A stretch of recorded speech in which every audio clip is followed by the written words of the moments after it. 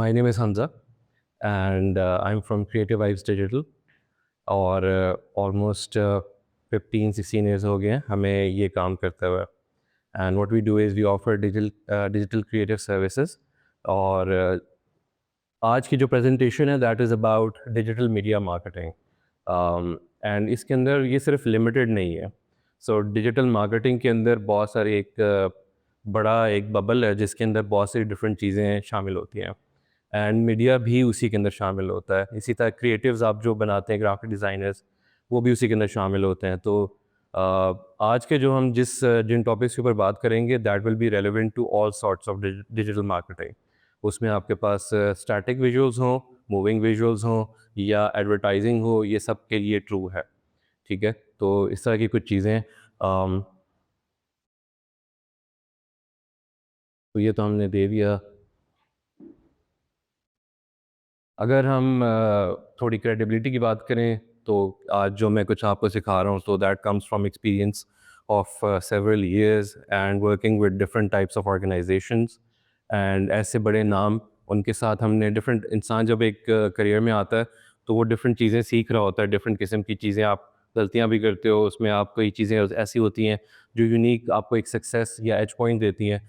तो this will be like एक ऐसा वो कलेक्शन है उन सब चीज़ों को सीख के जो कि इसके अंदर मैंने शामिल किया हुआ है, जो मैंने इंडस्ट्री के अंदर डिफरेंट चीज़ें ऑब्जर्व की हैं and also like how they work. तो ये हो गया.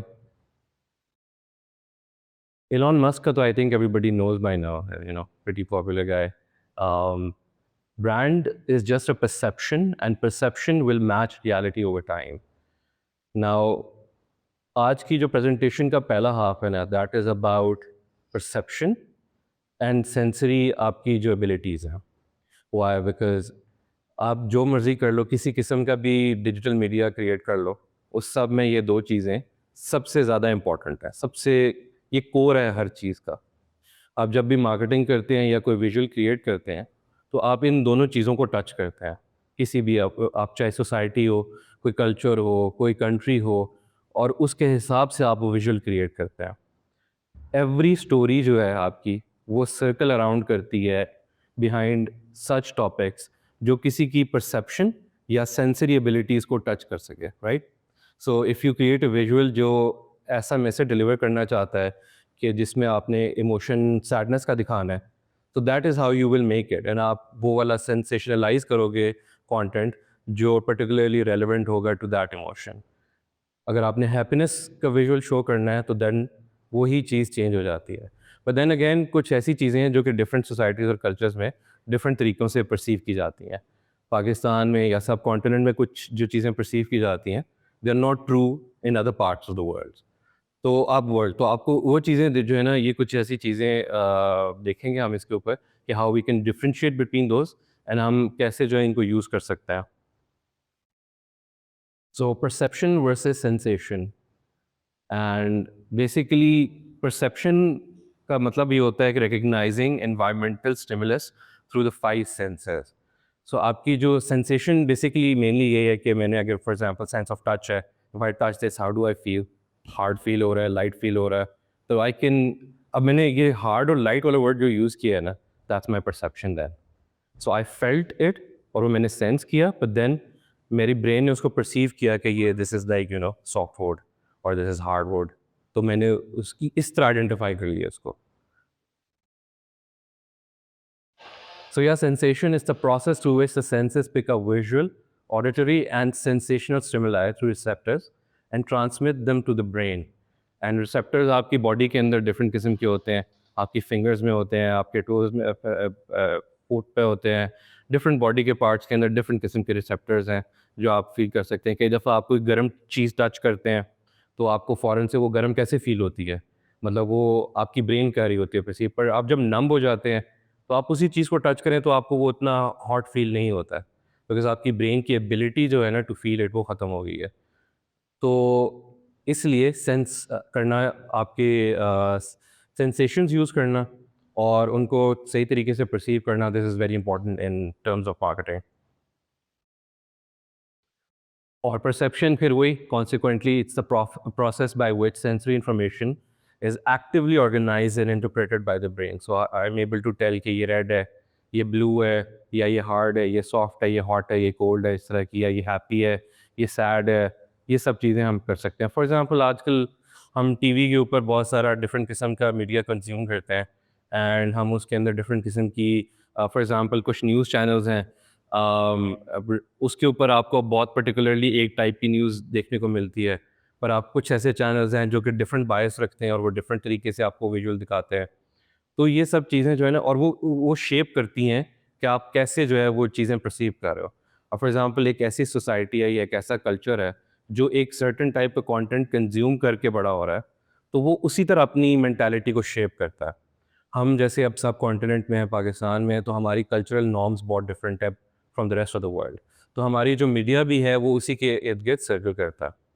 फॉर एग्जांपल आज मैं सुबह देख रहा था एक विजुअल जिसमें आई थिंक पाकिस्तान में there is like suppose to be a first dating reality show, right? And पहले हमें पता है नेटफ्लिक्स वगैरह के ऊपर तो we all seen them and हमें पता है कि इस तरह के शोज़ बाय क्रिएट होते हैं, पर पाकिस्तान में it's a very different game, right? And लोग उसको उस तरह लाइटली नहीं ले रहे और ना ही लेंगे. और क्यों नहीं लेंगे? बिकॉज़ हमारे यहाँ का जो कल्चरल नॉर्म्स है वो बहुत डिफरेंट है. हमारी जो परसेप्शन अबाउट थिंग्स वो बहुत डिफरेंट है. तो हम उसको एक्सेप्ट नहीं करते. तो मतलब रिलीजियस रीज़न तो एक सेपरेट रीज़न है, बट इट्स ऑल्सो कल्चरल. ये कल्चरल में भी एक्सेप्टेबल यहाँ पे ऐसा उस तरह नहीं है डेटिंग कल्चर. सो ये बहुत डिफरेंस है कि आप कैसे मीडिया को यूज़ कर सकते हो. फॉर एग्जाम्पल यही सेम कंटेंट अगर फॉर एग्जांपल यूरोप में किसी कंट्री में बनता या प्रोड्यूस होता है या दिखाया जाता, तो it would have been acceptable, you right? But Pakistan में नहीं. अच्छा, बिफोर आई मूव ऑन मैं एक और बड़ी फ़न एग्जांपल देता हूँ. मतलब मैंने ये बात बड़े कुछ सालों पहले मतलब करीब ही से सीखी थी.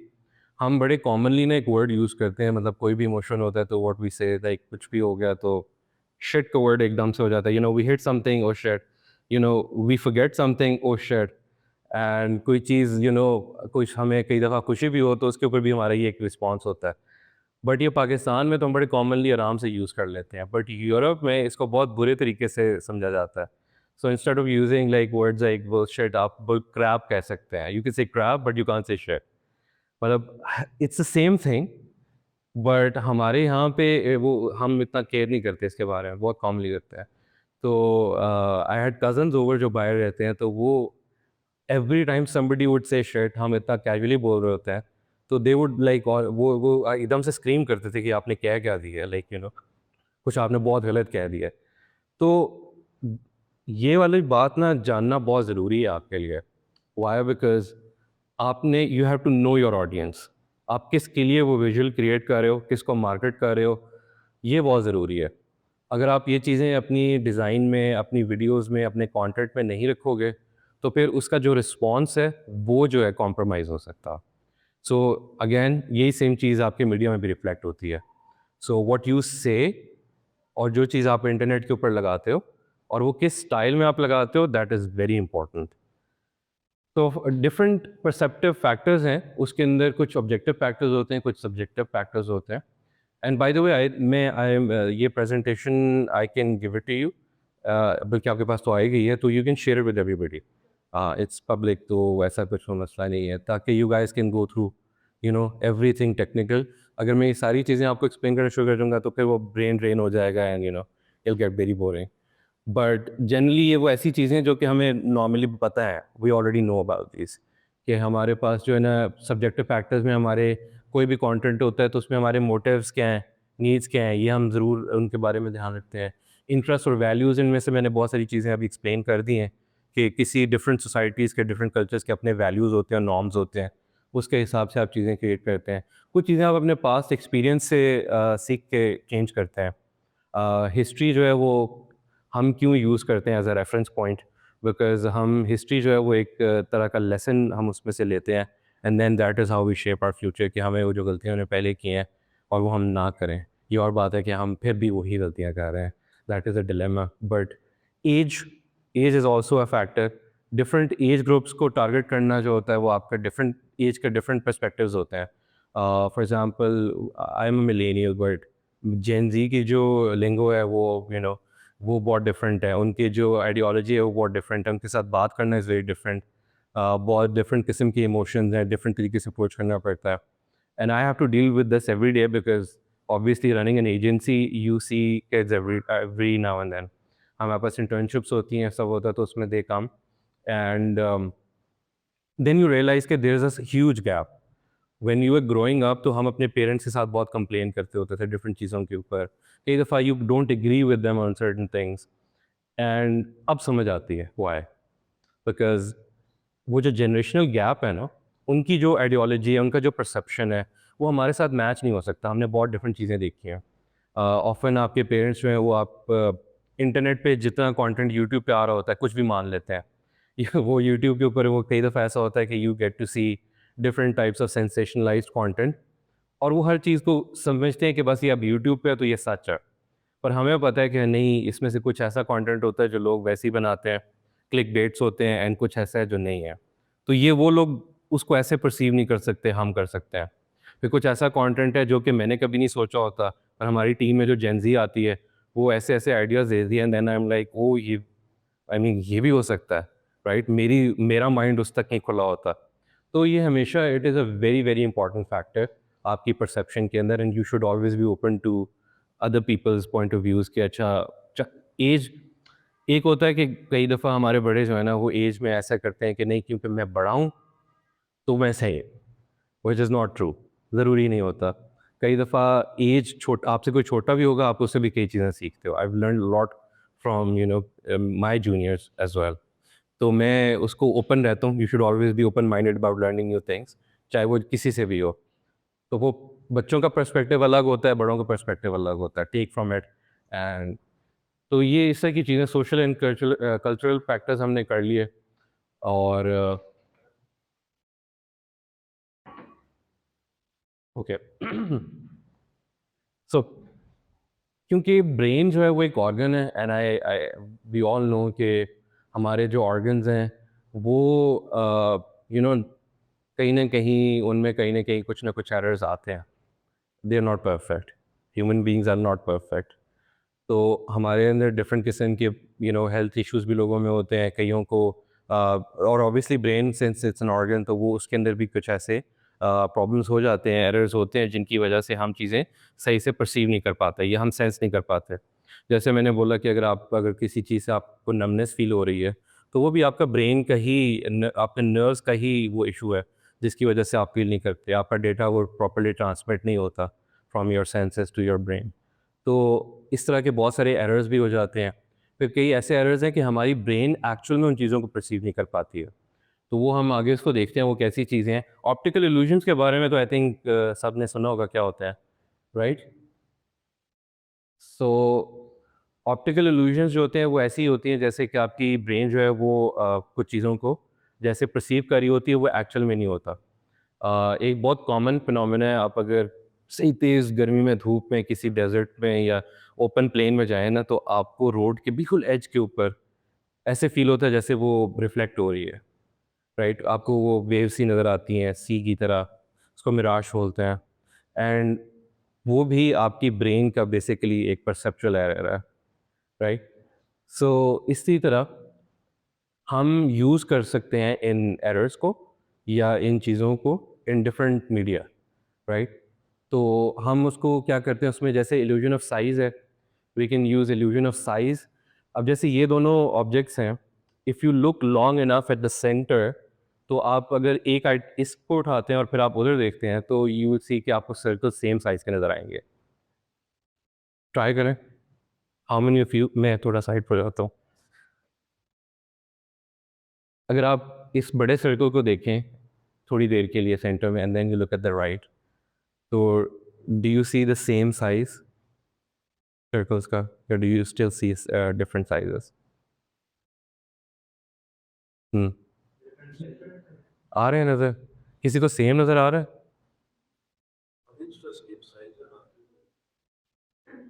हाँ, तो ऑरेंज ही की बात कर रहा था सेंटर। ऑरेंज का वो सेम साइज़ नहीं है, they both different size. But आपको सेम लगेंगे अगर आप if you look at that orange लंबे टाइम के लिए and then you look at this तो आपको सेम साइज़ के लगेंगे। या और इसी पॉइंट को हम आगे भी डिस्कस कर रहे हैं because now I have said it, तो then you will see exactly that. इस तरह के भी परसेप्चुअल एरर्स हैं। फिर इल्यूजन ऑफ लेंथ, ये तीनों जो लाइन्स हैं are they different in size और आर दे सेम?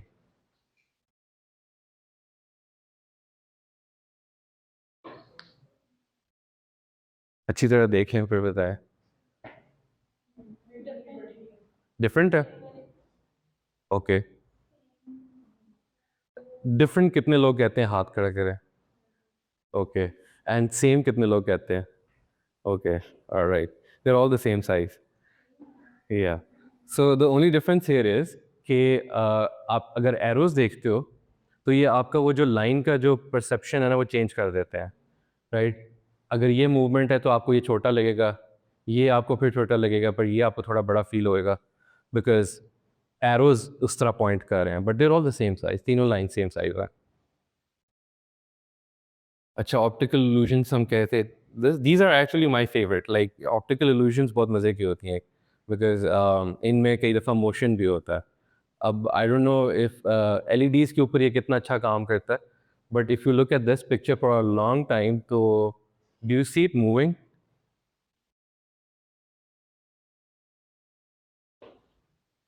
मूव कर रही है? या या हम गए किसी या वॉशरूम हो गई थी। या so then that's also a perception error, it's not actually moving, ये एक still image है but सेम आई थिंक एक और ये भी है, इसमें भी अगर आप सेंटर में काफ़ी देर देखेंगे तो आपको ये मूव करते हुए नज़र आएंगे दोनों डायरेक्शंस में।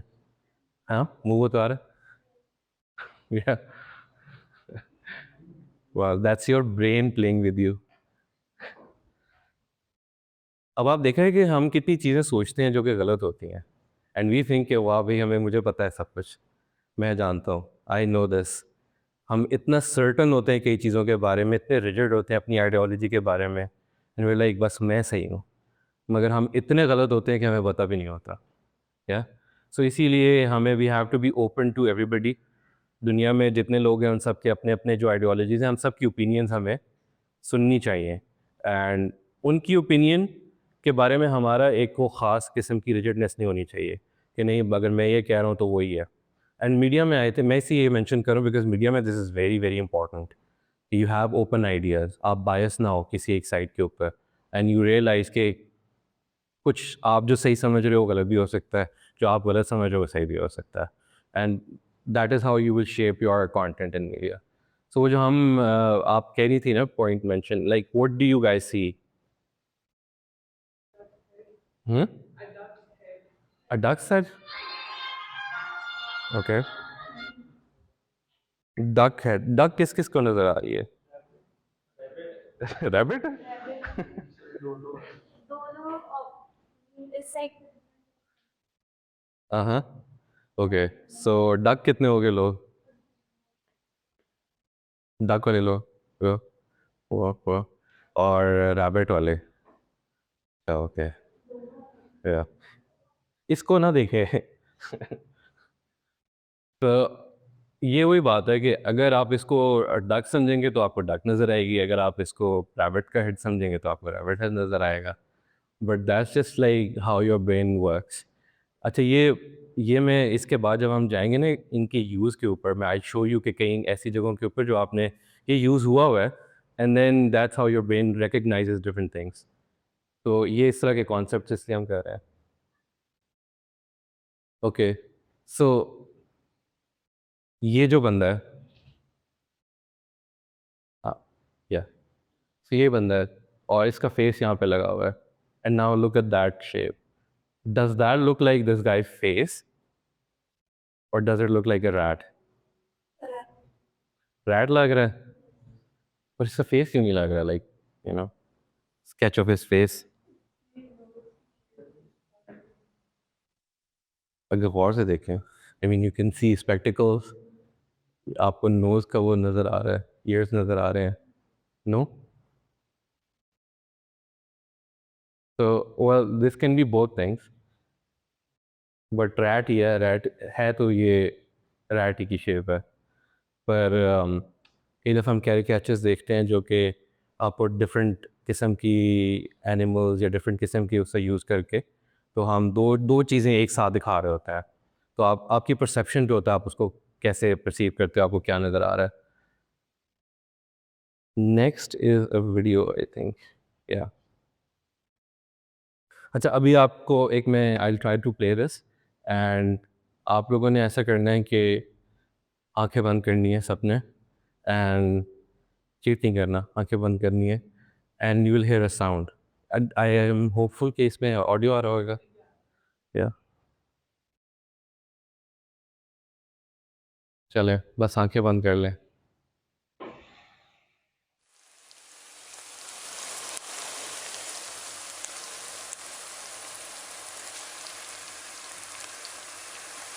या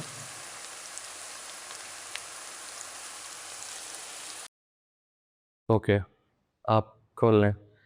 सो आपको क्या आवाज़ आई? This is again the same thing, बारिश की आवाज़ आई, या ओके।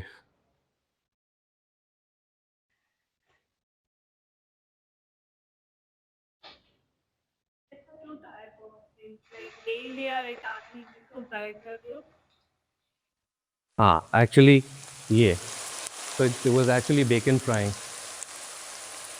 ये रेन नहीं थी। पर पता है क्यों आपने ऐसा कहा? Because the first picture you saw जो आई थी, that was a child in rainfall, right? So आपने वो याद रखा था before closing your eyes, and आपने अपना माइंड क्लोज कर दिया था टू द फैक्ट कि ये कुछ और भी हो सकता है। आपने एक परसेप्शन बिल्ड कर लिया था अपने माइंड में when you close your eyes. तो ये लेसन था इसके अंदर, इट वाज नेवर रेन, ये एक्चुअली फायर हो रही थी। So are you guys enjoying this, like या थोड़ा इंटरैक्टिव सा हमने इसलिए इसको वो रखा हुआ है ताकि you know we can also learn while we like enjoying this. अच्छा ये वाला थोड़ा ट्रिकी है बट ये मज़े का बहुत है।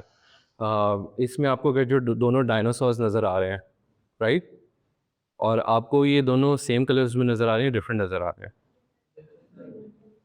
डिफरेंट नज़र आ रहे हैं, okay. Now I play the video जिसमें ये चल रहा है। नाउ यू विल नोटिस कि ये जो ग्रेडियंट है ना, दिस विल नेवर चेंज, मगर आप जब इसको देखते जाओगे तो something about dinosaurs will change, और वो चेंज नहीं हो गया एक्चुअल में, वो सिर्फ आपकी ब्रेन जो है ना उसको परसीव करना डिफरेंटली शुरू हो जाएगी। तो कीप लुकिंग। ना अब आप इसको देखोगे कि ये ब्लैक बैकग्राउंड आ गया, ना सेम कलर हो गए, डिफरेंस सिर्फ दोनों में पता है क्या है? शेडो। नहीं, just the difference in the background, एक में ग्रेडियंट है और एक में ब्लैक था। एज सून एज आपकी ब्रेन ने एक ब्लैक बैकग्राउंड देखा है, तो वो जो फ्रंट के ऊपर जो दोनों का एक्चुअल शेड है वो आपको क्लियरली नज़र आना शुरू हो गया। बट जब वो एक ग्रेडियंट के बैकग्राउंड में गया तो वो आपको वो दोनों अलग अलग नज़र आने शुरू हो गए, but they were the same colour entirely, ये कभी भी डिफरेंट नहीं थे। पर आपकी ब्रेन इतना जल्दी से रजिस्टर नहीं कर पाई उसको। Now you will be like यार ये तो हमें वो, ये आज के अंदर वो सबको कॉन्शियस हो जाएंगे यार हमारी ब्रेन्स के साथ क्या मसला है। हाँ जाके चेक करेंगे यार ये क्या है, ये हमें क्या बता गए हैं। बट यू नो लाइक ये बड़े रियलिस्टिक किस्म की प्रॉब्लम्स हैं, और कई लोग ऐसे भी होते हैं जो कि फॉर एग्जांपल कलर ब्लाइंड होते हैं, और उसमें आपको कईयों को डिफरेंट कलर्स नज़र आ रहे होते हैं। फॉर एग्जांपल ये रेड है, राइट, पर कई ऐसे लोग हैं जिनको ये रेड नज़र नहीं आ रहा होगा। अदर थिंग इज़ कि ये एक्चुअल में जो मटेरियल होता है उसका कलर ये रेड नहीं है, वो हमारी आइज़ जो कलर स्पेक्ट्रम देख सकती हैं वो हमें रेड नज़र आ रहा है। इसी तरह कैट्स का विजन डिफरेंट होता है, उनको चीज़ें बहुत डिफरेंट विजन में नज़र आती हैं, ठीक है। सो ये अगर एक कैट देख रही होती तो इसको ये डिसैचुरेटेड ग्रीन येलो इस तरह नज़र आता, और वो रेड वो देख नहीं सकता था। फिर कैट्स जो हैं कई दफ़ा आपने देखा होगा, अगर आप में से कोई कैट पर्सन है घर पे, अगर कई कैट्स वगैरह हैं तो आपने देखा होगा कई दफ़ा वही ऊपर यूँ देखते रहते हैं लाइक हवा में, and then they chase something that you can't see. कभी कभी ऐसा हुआ है? Yeah, because they can see it, you can't, right? Um, खैर अब हम मूव करते हैं एक्चुअल डिज़ाइन प्रिंसिपल्स के ऊपर। अब ये कहने को डिज़ाइन प्रिंसिपल्स है, बट दीज विल फॉलो आपका किसी भी किस्म का कंटेंट, चाहे वो वीडियो है चाहे वो स्टैटिक है, तो दोनों के केस में ये this is true. Now good design is possible without understanding the principles of design. Now कोई भी डिज़ाइन कर सकता है, अगर आपके अंदर थोड़ी सी स्टैटिक सेंस है तो आप डिज़ाइन कर सकते हैं, और आजकल तो बहुत ही ईजी है। आप कैनवा डाला होता है फ़ोन में and then lot of people call themselves designers. मगर ये अब ऐसा है कि आप अगर इस तरह के टूल्स यूज़ कर रहे हैं तो यू नॉट, क्योंकि डिज़ाइनर्स के लिए एक्चुअल डिज़ाइनर होना इट्स लाइक अ थिंग जिसमें आपको बहुत सारी टेक्निकलिटीज़ पता होनी चाहिए, राइट? और वही हम उनके बारे में थोड़ी सी बात करेंगे। That is something that differentiates like a regular person who can use Canva versus a person who can actually design। ठीक है, तो डिज़ाइन प्रिंसिपल्स जानना कोई इतना लाजमी नहीं है फॉर एवरीबडी, बट अगर आपने अपने आप को यूनिक एज देनी है, if you want to be a professional, तो इनको जानने से आपका जो एक्सपीरियंस आप जो क्रिएट करते हैं वो बहुत ऑप्टिमल हो जाता है। यानी कि अगर आप कोई वीडियो प्रोड्यूस कर रहे हैं, सिनेमैटिक्स की एग्जांपल ले लेते हैं, अगर एक ही शॉट दो तीन किस्म के लोग लेते हैं, राइट? एक बंदा है जो कि रेगुलर जिसके पास कैमरा है, उसको कैमरा यूज़ करना आता है। एक बंदा है जो प्रॉपर एक वीडियोग्राफर है, वो इवेंट्स वगैरह डील करता है, उसको कैमरा यूज़ करना उसको भी आता है और वो मतलब प्रॉपर वीडियोज़ भी बनाता है। पर एक ऐसा बंदा है जो प्रॉपर ना सिनेमैटोग्राफी करता है, राइट? जो फ़िल्म मेकर है, फ़िल्म मेकर जिसको बोलते हैं। इन तीनों की एक ही चीज़ आप इनको शूट करने को दे दें एंड वो तीनों डिफरेंट होंगी, राइट? इक्विपमेंट भी एक ही हो, वो स्टिल डिफरेंट होगा, क्योंकि जो फ़िल्म मेकर की जो टच होगी ना, that will always B cinematic, that will always be different. उसको वो एंगल्स पता होंगे कि कौन से होने चाहिए, उसको रूल्स पता होते हैं कौन से होते हैं। हम फ़ोटोग्राफ़ी में या कंटेंट वीडियोग्राफ़ी में हम रूल्स ऑफ थर्ड बहुत ज़्यादा यूज़ करते हैं, राइट? फिर गोल्डन रेशियो बहुत ज़्यादा यूज़ करते हैं। And why do we learn these, why do we use these? Because ये हमारी विजुअल ज़्यादा बेहतर कर देते हैं। विजुअल शॉट्स होते हैं बहुत सारे, ओवर द शोल्डर शॉट होता है, लो एंगल शॉट होता है, इस तरह के बहुत सारे डिफरेंट शॉट्स हैं। उनको क्यों बनाया जाता है? लो एंगल शॉट्स का क्या फ़ायदा है कि आप किसी बंदे को अगर आपने ग्रैंड दिखाना है, तो आप लो एंगल शॉट्स यूज़ करते हैं, अगर आपने किसी सीन के अंदर डेप्थ क्रिएट करनी है कन्वर्सेशन में, आप ओटीएस यूज़ करते हो, ओवर द शोल्डर यूज़ करते हो। ओवर द शोल्डर में भी कई किस्में हैं, किस आप कइयों में शोल्डर आता है, कइयों में नहीं आता, कइयों में एंगल डिफरेंट है, और उस सब का यूज़ केस पे डिपेंड करता है, right? But knowing this gives you an edge. वही सेम सीन आपका फ़िल्म मेकर का ज़्यादा बेहतर होगा देन एनी एवरेज गाय। तो इसलिए इनको जानना ज़रूरी होता है। एनीवेज़ बहुत सारी टेक्निकल चीज़ें, I guess you guys can go through them जब आप अपना ये स्लाइड्स वगैरह गो थ्रू कर रहे होगे। मैं कुछ जनरली कर लेता हूँ ताकि बहुत ज़्यादा बोरिंग भी ना हो। इनमें कुछ ऐसे रूल्स हैं जिसमें फॉर एग्ज़ाम्पल बैलेंस। बैलेंस क्या होता है कि आपके जो भी डिज़ाइन है या कंटेंट है उसमें बैलेंस है। ये जैसे हम रूल्स बात बात कर रहे हैं ना, रूल ऑफ थर्ड है या गोल्डन रेशियो है, ये इसलिए यूज़ करते हैं ताकि एक शॉट के अंदर एक सर्टेन बैलेंस क्रिएट हो, राइट? नेगेटिव स्पेसिंग जो है वो बहुत इंपॉर्टेंट होती है किसी भी फ्रेम में, किसी भी शॉट में। नेगेटिव स्पेसिंग जो है वो ऐसी चीज़ है जो कि स्टोरी बगैर बताए भी स्टोरी बता देती है, राइट? सो नेगेटिव स्पेस, आपकी वाइट स्पेस और negative space are the same thing, ठीक है? इसी तरह आपका एम्फेसिस है, एम्फेसिस होता है वो वहाँ पे एक्चुअल रूल ऑफ थर्ड आता है।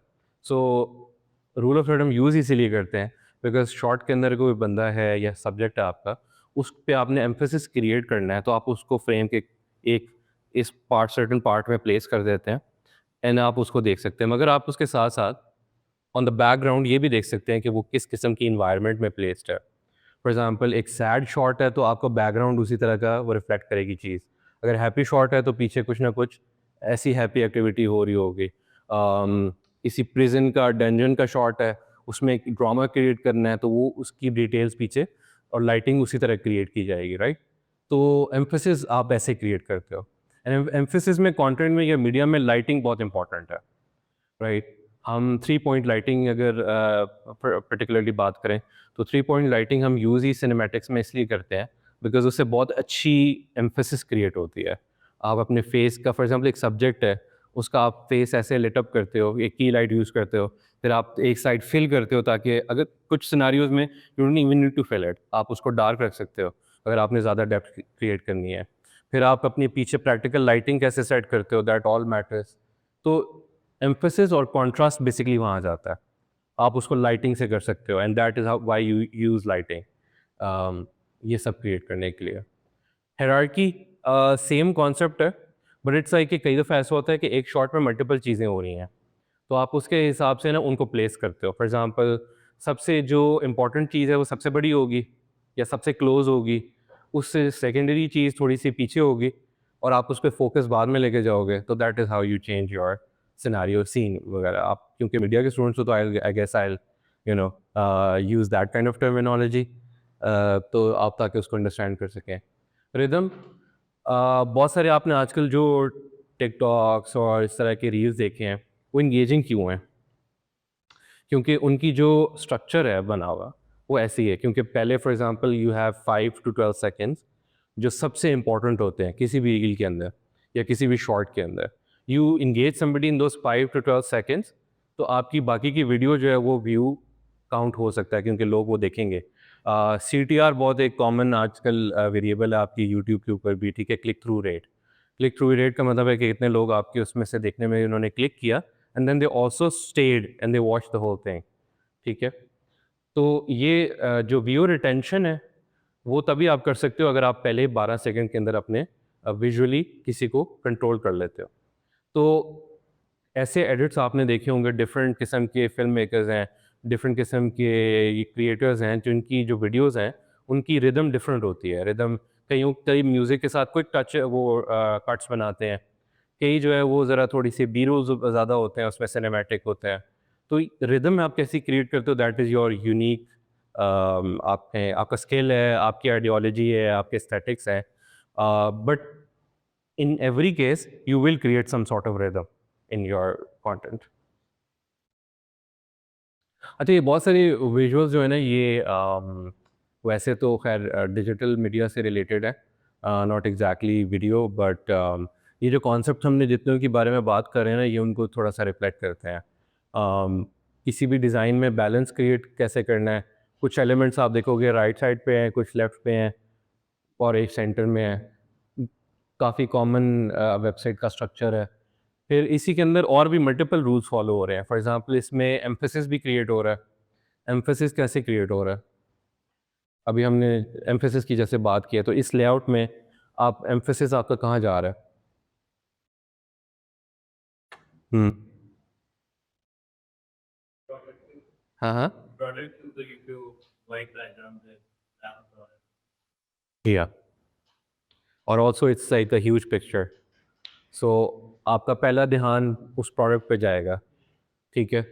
और उसके बाद फिर आपने जब वो देख लिया होगा तो आपकी आँखें मूव करेंगी टुवर्ड्स द टेक्स्ट कि उधर क्या लिखा हुआ है, एंड दैट इज़ हायरार्की। आपने पहले बड़ी हेडिंग पढ़ी, आप कभी भी यूँ नीचे से नहीं जा रहे होगे, राइट? मोस्टली आपका यूँ करोगे कि आप यहाँ ऊपर से शुरू करोगे, अनलेस कि आप रिबेलियस हो एंड यू आर लाइक कि मैं हर चीज़ मैंने करनी है, रूल्स है, माई लाइफ माई रूल्स वाला सीन है। वरना otherwise you will always follow this kind of structure. सबसे बड़ी हेडिंग पहले पढ़ोगे and then you will go. तो ये मल्टीपल रूल्स फॉलो हो रहे हैं ना। द थिंग इज़ कि क्या आपको ये देखने से एस्थेटिकली प्लीज़िंग लग रहा है? लाइक अगर आप ये वेबसाइट खोलोगे तो वुड यू थिंक कि हाँ, this is very nice, you know, very clean, very aesthetic, या उस तरह ऑप्टिमाइज़ है? is to the point that हाँ, product that he uploaded the review about the product to the point that it's not cut out that my eyes are set it looked at. या सो a clean website, या सो वही difference है एक professional के बीच में और किसी के भी बीच में, जो है वैसे ही बस रैंडमली क्रिएट कर रहा है। और ऑल्सो आपकी इंटेंशन इंपॉर्टेंट होती है। अगर आपका ऑडियंस जो है वो थोड़ी सी ज़रा यंगर है तो it is okay, use colours, you know, go crazy. But अगर आपकी ऑडियंस थोड़ी मेच्योर है देन यू स्टे क्लीन। इसमें भी bigger heading that creates emphasis and hierarchy भी है, तो ये मल्टीपल रूल्स फॉलो हो रहे हैं। आई थिंक मोस्टली मैं इसमें कलर्स के साथ कॉन्ट्रास्ट क्रिएट किया जा रहा है। अच्छा, आपके मीडिया में कॉन्ट्रास्ट की एक बड़ी एग्जांपल देता हूँ कलरिंग करते हुए। आप लोग क्या कहते हैं पोस्ट में जब फुटेज वगैरह कलर करते हैं, आप लोग एडिटिंग वगैरह में कितने लोग हैं?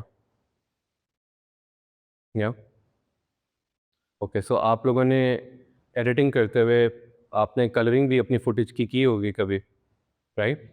उसके कलरिंग से मतलब उसके कॉन्ट्रास्ट, उसकी ह्यू सैचुरेशन, शैडोज़, हाइलाइट्स, फिर उसके जो कलर्स, कई दफ़ा आपने आई डोंट नो लॉग फुटेज के साथ काम किया है कभी? या? सो लॉग फुटेज बिल्कुल फ्लैट डीसैचुरेटेड होती है एंड उसको बाद में कलर किया जाता है एडिटिंग के दौरान। सो बहुत कॉमन आपने कई दफ़ा फ़िल्म्स देखी होंगी, हर डायरेक्टर की ना अपनी सर्टेन कलर टोन्स हैं। कई फ़िल्म्स आप देखेंगे ना तो आप देख के बता देंगे ये इस डायरेक्टर की हैं। क्रिस्टोफर नोलन की फ़िल्म्स देखेंगे, यू विल ऑलवेज़ सी वो पर्टिकुलर कलर स्कीम। उसकी आपका पर्टिकुलर वो सायन और ऑरेंज वाली स्कीम है। आपको स्किन टोन्स ऑरेंजिश नज़र आएँगी, आपको जो लाइट्स हैं, शैडोज़ हैं, वो ब्लूइश नज़र आएँगे। सेम ज़ैक स्नाइडर का भी थोड़ा-सा ग्रीनिश टच के साथ, बट शैडोज़ और हाइलाइट्स को ना वो डिफरेंट कलर्स के साथ अप्रोच करते हैं, ठीक है? सो इस तरह के बहुत सारे डायरेक्टर्स हैं जो कि कलर्स यूज़ करते हैं to create contrast in a scene. आप clearly identify skin tones change colour में होंगी, बैकग्राउंड चेंज लाइट अगर फॉर एग्जांपल बैकग्राउंड है, वो ब्लू तो नहीं होता ना जनरली, राइट? It's black. मगर उस सीन को इंटरेस्टिंग बनाने के लिए तो दे यूज़ कलर्स एंड उसमें कॉन्ट्रास्ट क्रिएट करने के लिए। और कॉन्ट्रास्ट कैसे आप क्रिएट करते हो? कलर व्हील के बारे में you have an idea what is a colour wheel? या सो कलर व्हील जो है वो बेसिकली एक ऐसा व्हील है जिसमें डिफरेंट कलर्स के स्पेक्ट्रम के हिसाब से वो रोटेट करके सर्कल की फॉर्म में बने हुए हैं, ठीक है? कलर स्पेक्ट्रम तो पता है ना, हम जो डिफरेंट रेनबो कलर यूज़ करते हैं या डिफरेंट टाइप के हमारे कलर्स है, प्राइमरी सेकेंडरी कलर ये सब, तो ये कलर व्हील के अंदर वो शामिल होते हैं। Now every time you design something या यू क्रिएट कंटेंट, तो you are trying to find a contrast. और वो कॉन्ट्रास्ट कैसे होता है? आप कलर व्हील में एक कलर पिक करते हो एंड देन उसके बिल्कुल ऑपोजिट जो कलर होता है ना, ideally that is like the best colour to use. So अगर आपने शैडोज़ में कलर यूज़ किया तो उसके ऑपोजिट साइड पे हाईलाइट में आप वो कलर यूज़ करते हो। एंड वो जो सायन ऑरेंज की मैंने एग्जांपल दी है, ये दोनों कलर व्हील में ऑपोजिट साइड पे हैं। एक साइड पे वार्म कलर्स हैं, एक साइड पे कूल कलर्स हैं। सो ये डिस्टिंक्शन आप क्रिएट यूँ कर सकते हो। क्या हो गया आज लगता है ब्रेकफास्ट काउंट किया है सबने यार, बोर हो गए हैं। ज़्यादा तो नहीं हो रहा लाइक अगर ज़्यादा ब्रेन में वो चीज़ हो रही है पुश तो we can take a break.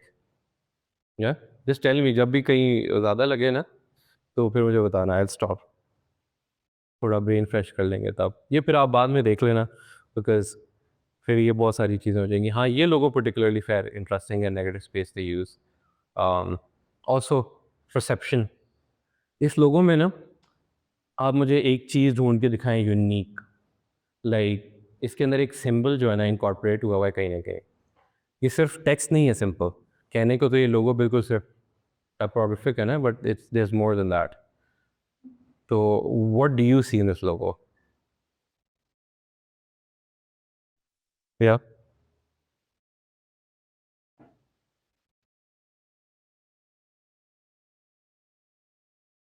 हुँ, हुँ। हाँ? अच्छा एरो और? किसी और को एरो नज़र आ रहा है कहीं? नहीं नज़र आ रहा? आ रहा है? आ गया एरो नज़र, पर जो ही वो भाई ने बोला है तो ज़्यादा लोगों को नज़र आना शुरू हो गया है ना। But yes there is an arrow and FedEx के लोगो में एरो क्या कह रहा है? क्यों है? तो basically it shows movement and then FedEx एक लॉजिस्टिक्स की कंपनी है, तो वो मूवमेंट दिखा रहे हैं। तो उन्होंने अपने लोगों के अंदर वो एरो इसलिए इनकॉर्पोरेट किया हुआ है। यूजुअली डब्बों पे देखा है ना वो एरो लगा होता है पॉइंट के साथ। सो उन्होंने अपने बहुत सटल तरीके से नेगेटिव स्पेस को यूज़ करके उन्होंने एरो प्लेस किया हुआ है इन देयर लोगो, ठीक है? इसलिए आप देख के पहली दफ़ा आपने सोचा होगा यार ये जिस बंदे ने लोगो बनाया है, ये तो कितना सस्ता सा लोगो होगा राइट? यू नो ये मैं भी बना लूँ, ये भी आया था कि ये लोगों के माइंड में। मगर इसके पीछे जो स्टोरी है ना, जो थिंकिंग है, उसके पैसे होते हैं। ये मिलियंस ऑफ डॉलर्स का लोगो है, सिर्फ़ इस वजह से, राइट? बिकॉज़ ये वैसी किसी ने लिख नहीं दिया, इसके पीछे बहुत सोचा है। खैर इसमें भी चीज़ है, मूवमेंट नंबर्स के थ्रू भी हमने मोस्टली चीज़ें करनी हैं। ये ज़्यादा डिज़ाइन की चीज़ें हैं। ओके, सो कलर्स के बारे में हम ओरिजिनली बात कर ही रहे थे, तो आई थिंक वो काफ़ी तो हमने टच कर लिया है। पर कलर साइकोलॉजी यही है कि आप बेसिकली कलर्स को कैसे यूज़ कर सकते हैं डिफरेंट किस्म के सिनारियोज़ में, एंड हाउ यू आप मीडिया में पर्टिकुलरली आपका मीडिया के अंदर कलर्स कैसे होने चाहिए। अच्छा, एडवर्टाइजिंग में भी ना आपने शायद कभी नोटिस ना किया हो इतने डायरेक्टली, मगर आप एड्स देखते हो ना, तो जिस भी कंपनी का एड चल रहा होगा ना, उसमें जो कपड़े उन्होंने पहने होते हैं या उसमें जो इर्द-गिर्द जो आइटम्स, प्रॉप्स वगैरह पड़े होते हैं, उनमें ना ब्रांडिंग फॉलो हुई हुई होती है, राइट? तो ये बहुत इम्पोर्टेंट है, क्यों? क्योंकि वो आपका माइंड को वो बार-बार रीइंफोर्स कर रहे हैं। So you will remember them, और आप जब बाहर कहीं देखोगे तो आप आइडेंटिफ़ाई कर पाओगे। यू विल बी लाइक, अगर किसी ने बाहर पेप्सी की शर्ट पहना हुआ है, तो you will be able to identify ये पेप्सी वाला कलर है, ये पेप्सी की शर्ट है, राइट? कोक वाला होगा, कहीं पे भी देखोगे कोक का कलर यू कैन आइडेंटिफ़ाई होगा, यस ये कोक वाला है, राइट? तो ये बहुत कलर्स इसलिए इम्पोर्टेंट है, राइट? प्राइमरी कलर्स तो आई गेस हम सबको ही पता है, हमने प्राइमरी क्लास में पढ़ा था ये, तो आई होपफुली सबको ही याद होंगे। रेड, ग्रीन और ब्लू, इनको प्राइमरी से ही कहते हैं बिकॉज़ यू मिक्स इन तीनों को अगर आप मिक्स करें तो you can literally create any colour, ठीक है? इसके अलावा ये कलर्स जो हैं, ये आपकी ये जो एलईडी स्क्रीन जिस पे आप देख रहे हो या मोबाइल फ़ोन की स्क्रीन्स यूज़ करते हो, तो उसके ऊपर आरजीबी कलर्स यूज़ होते हैं, राइट? आपकी जो एलईडी होती है वो 3 कलर्स शो कर सकती है मेनली। एक्चुअली 4 करती है, वाइट भी शामिल होता है उसमें, मगर 3 कलर्स जो है ना वो मेन शो करती है, और उससे डिटरमिन होता है कि ये पिक्चर कैसे शो हो रही है आप। सो इसके ऊपर जितनी भी छोटी-छोटी एलईडीज़ लगी हुई हैं ना, उन सब का जो कलर है ना वो एक पॉइंट के ऊपर ऑन ऑफ उस तरह हो रहा है, and then it creates whole picture. And आपकी फ़ोन स्क्रीन्स के ऊपर भी यही डॉट्स नज़र आएँगे आप। पिक्सल कहते किसको हैं? उसी को ही कहते हैं। Imagine a pixel is basically that small LED light, तो उसको पिक्सल बोलते हैं, एंड वो जो कलर शो कर रही है।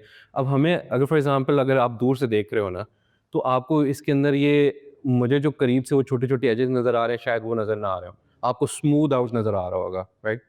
एंड हम ये वाली इल्यूज़न बहुत टाइम्स ना बिलबोर्ड्स में यूज़ करते हैं। बिलबोर्ड आपको पता है कितना ह्यूज साइज़ का होता है। अगर आप इसको डिज़ाइन सॉफ्टवेयर में डिज़ाइन करने बैठो ना इस साइज़ को, तो आपका सिस्टम जो है ना वो आग लग जाए उसको। तो हम यूँ करते हैं कि हम ना बिलबोर्ड लो क्वालिटी में डिज़ाइन करते हैं, लो रेज़ोल्यूशन में डिज़ाइन करते हैं। क्यों? क्योंकि उसको किसी ने करीब से नहीं देखना होता, और वो लो में जब वो ऊपर लग जाता है, तो आप जब दूर से देखते हो ना यू कांट टेल, मगर अगर कभी आप बिलबोर्ड के करीब जाके खड़े होके देखोगे, आपको इतने बड़े-बड़े पिक्सल नज़र आ रहे होंगे, वो पिक्सेलेट हुआ होगा, राइट? सो परसेप्शन अगेन यही पॉइंट है। Now colours of print, now print के अंदर ज़रा थोड़ी स्टोरी डिफरेंट है। जब आप चीज़ें प्रिंट करते हो ना, एंड डिज़ाइनर्स के लिए ये इंपॉर्टेंट इसलिए है बिकॉज़ आप डिज़ाइनर को सबसे पहले ये सवाल करना होता है कि मेरा जो मीडिया है वो कहाँ जाएगा? क्या वो डिजिटल के लिए है? क्या वो प्रिंट के लिए है? Right? And even in your case आप लोगों को भी डिसाइड करना पड़ता है, क्या मैं सोशल मीडिया के लिए कंटेंट बना रहा हूँ? क्या मैं ब्रॉडकास्ट मीडिया के लिए बना रहा हूँ?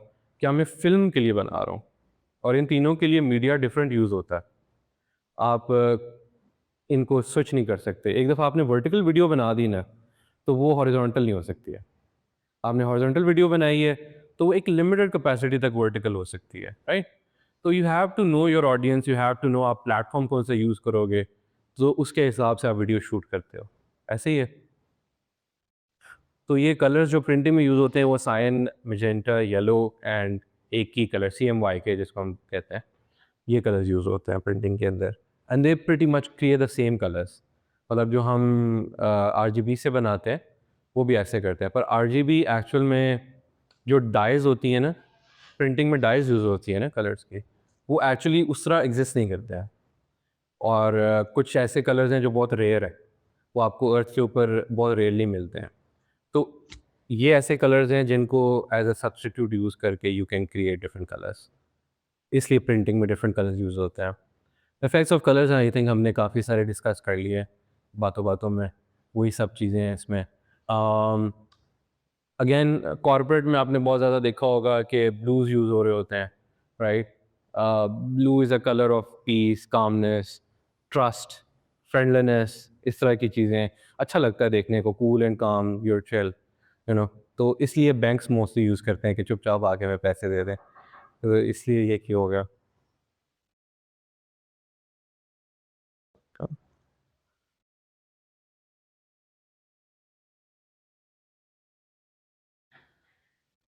ओके, सो कलर मीनिंग बहुत इंपॉर्टेंट है। हमने कहा शुरू में हमने परसेप्शन की बात की थी ना, और आप कैसे कलर यूज़ करते हो। आई मीन इमेजिन कि अगर आपने वीडियो शूट किया है, एक बच्चे है उसकी बर्थडे पार्टी शूट की है, राइट, और आपकी सारी की सारी फुटेज रेड कलर में है। इमेजिन दैट, ऑरेंज और red, right, would you feel happy about it? Footage से पुट ऑफ हो जाओगे एकदम से, राइट? और Discard project. हाँ, Discard project. डिस्कार्ड प्रोजेक्ट, हाँ। क्लाइंट के बाद अगर क्लाइंट के लिए काम करें तो फिर क्लाइंट की भी बहुत मज़े की बातें सुनने को मिलेंगी। वो कई लोगों को होता है ना कि शादी की फुटेज थी वही ख़राब हो गई। इस तरह की चीज़ पहले बड़े प्रॉब्लम्स होते थे।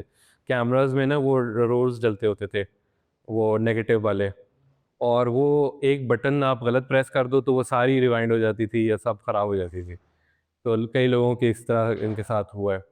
और आजकल डिजिटल में भी आपको सुनने को मिलता है, वो जी मेरी हार्ड ड्राइव उड़ गई, और मेरी फ्लैश ड्राइव का ये हो गया, और इस तरह के बहाने होते हैं, राइट? तो ये वाली चीज़ें हैं। तो कलर्स की जो मीनिंग है वो जानना बहुत ज़रूरी है। आप कलर्स के थ्रू एक हैप्पी फीलिंग क्रिएट कर सकते हो, आप कलर्स के थ्रू एंग्री फीलिंग क्रिएट कर सकते हो। नाउ न्यूज़ चैनल्स इसको बहुत कॉमनली यूज़ करती हैं, इस टैक्टिक को, बहुत कॉमनली। आपको ऐसे-ऐसे विजुअल्स क्रिएट करते हैं यूँ। अच्छा, सिर्फ़ कलर में नहीं, बट वो जो हम शुरू में बात कर रहे थे ना, कट्स भी आपके जो रिदम है, तो आप वो देखोगे जब आपकी कोई न्यूज़ आ रही होती है तो ठक, ठक, ठक, टिश, टिश यूँ हो रहा होता है सब कुछ, राइट? तो इसलिए ये आपको माइंड के साथ, आपकी परसेप्शन के साथ खेला जा रहा होता है। नाउ वार्म कलर्स के बारे में बात करें तो वार्म कलर जो होते हैं वो ज़रा थोड़े से कुछ ऐसी ब्रांड्स में, कुछ ऐसी चीज़ों में यूज़ होते हैं, एनर्जेटिक होते हैं, एक्टिव कलर्स हैं, पॉजिटिव कलर्स हैं। वार्म कलर्स इनको इसलिए बोलते हैं, आपको वार्म्थ की फीलिंग देते हैं, कोज़ी फीलिंग देते हैं, राइट? कई आपने एनर्जी ड्रिंक्स के ब्रांड देखे होंगे, वो मोस्टली ऑरेंज कलर यूज़ कर रहे होते हैं, या वो सर्टेन किस्म के वार्म कलर्स होते हैं, रेड, प्राइम बहुत कॉमन आजकल वो ब्रांड चल रहा है केएसआई का, तो उसके सारे कलर्स देख रहे हैं मोस्टली वार्म कलर्स हैं, राइट?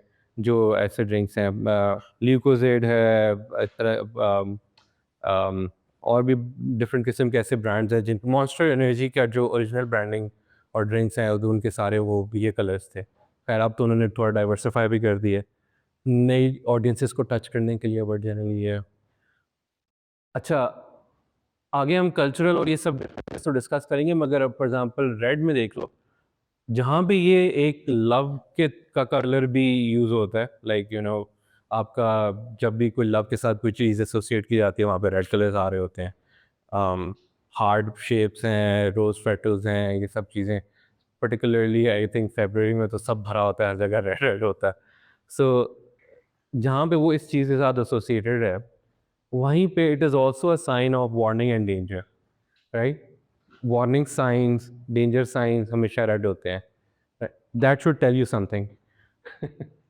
Red flag, right? तो ये रेड कलर वहाँ पे यूज़ होता है, राइट? ऑरेंज कलर जैसे हमने कहा एनर्जी, पॉजिटिविटी, मगर वहाँ पे ये वार्मथ के लिए भी यूज़ होता है।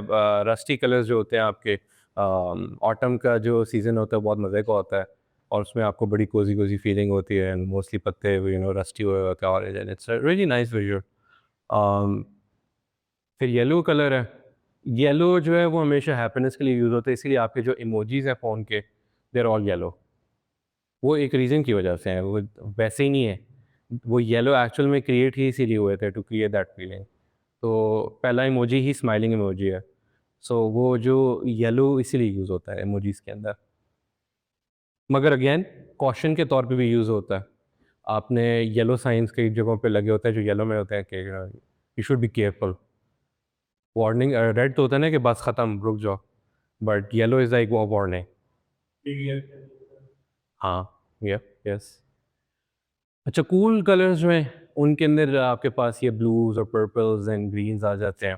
ये कलर जो है यूजुअली स्काई हम देखते हैं तो इसलिए हम बाहर जाते हैं, फ्रेश फील करते हैं, जब आप दरख्तों में रहते हो, बाहर आसमान में जाते हो, हाइक करने जाते हो, यू फील नाइस। ये आपको एक अच्छी फीलिंग देते हैं, इसीलिए इनको कूल कलर्स भी बोलते हैं।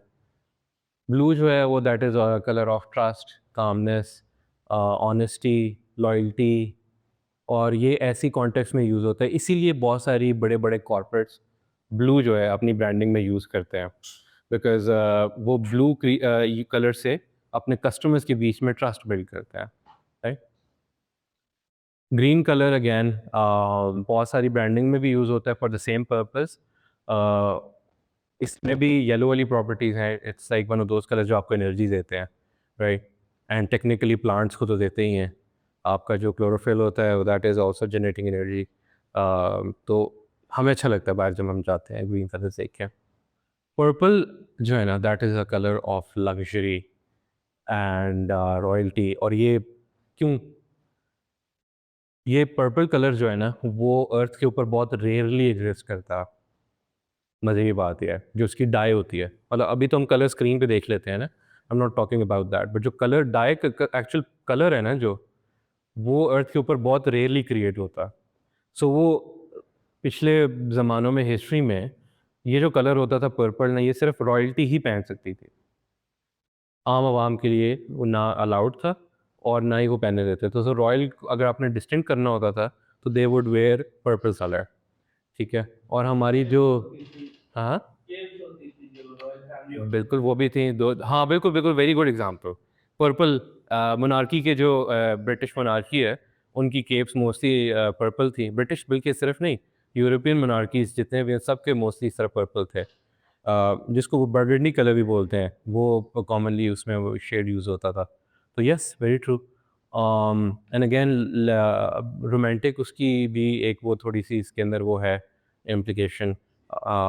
हमारी ब्रांडिंग के अंदर भी जो है ना, जो हमारी क्रिएटिव वाइब्स का ब्रांड है वो आप आगे भी शायद नोटिस करो, मैं दिखाऊंगा। तो हमारी ब्रांडिंग भी दो कलर्स के ऊपर है, वो पर्पल और ऑरेंज। आई थिंक ये थोड़ा सा अगर आपको नज़र आ रहा होगा तो हमारा लोगो में there is purple and orange, right. And इसकी रीज़न है इस आई थिंक इसमें स्लाइड्स हैं but I still show you हमारा लोगो एंड उसकी branding and why we have done that. It's also like you know जो मैं जितनी बात करूँ उसको रिफ्लेक्ट करेगी। न्यूट्रल कलर्स पर्सनली मेरे फेवरेट कलर्स हैं। आई थिंक 5 days 7 में से I am always wearing black. So ये कलर्स ऐसे कलर्स हैं जो कि आई गेस हाँ यंगस्टर्स में इतने पॉपुलर नहीं होंगे, मगर आई थिंक आप जब आप एक सर्टेन एज पे जाते हो तो देन आई थिंक आप न्यूट्रल कलर्स की तरफ ज़्यादा इंक्लाइन हो जाते हो। तो ये कलर्स बहुत कॉमनली जो है ना आपने देखे होंगे रियल एस्टेट में। एक तो रॉयल वो green colour bottle green colour use होता है, और एक ब्लैक न्यूट्रल कलर्स यूज़ होते हैं विद गोल्ड, राइट। तो ब्लैक कलर मोस्टली ना एक तरह की वो भी लग्जरी रिप्रेजेंट करता है। It is a very strong colour, elegance, sophistication, ये सब चीज़ें। और मगर कुछ जगहों के ऊपर ज़ाहिर बात है डेथ एंड मॉर्निंग भी रिप्रेजेंट करता है। इसके लिए मैं एक चार्ट आपको दिखाऊंगा बड़े मज़े का इसके एक्सप्लेन करने के लिए। वाइट कलर कुछ प्योरनेस और इनोसेंस दिखाता है। आप पीस वाली जहाँ पे भी बात हो रही होती है वहाँ पे वाइट कलर देख रहे होते हैं, यू नो। एंड कुछ कल्चर्स में इसको डेथ के साथ एसोसिएट किया जाता है। इवन इन आवर्स कल्चर जो हम जब फाइनल उसमें राइट्स परफॉर्म करते हैं तो हम ब्लैक कलर यूज़ नहीं करते, हम वाइट यूज़ करते हैं, राइट। मगर अगर आप वेस्टर्न कल्चर में देखो तो उनके फ्यूनरल के ऊपर everybody is wearing black, right.